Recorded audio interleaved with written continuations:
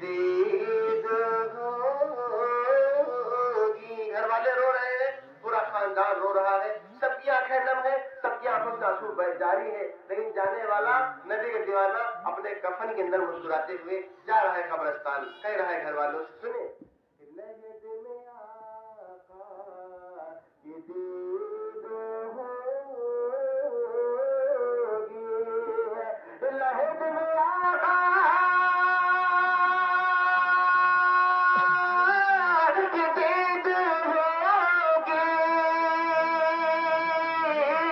मैं सज के घर से निकल रहा हूँ, अरे मेरे अज़ीज़ों ये रोना कैसा, मेरे अज़ीज़ों ये रोना कैसा,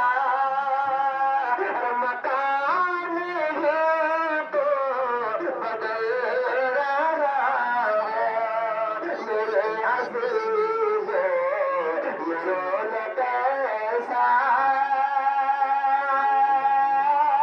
मकान है तो बदल रहा है, मेरे अज़ीज़ों ये रोना कैसा।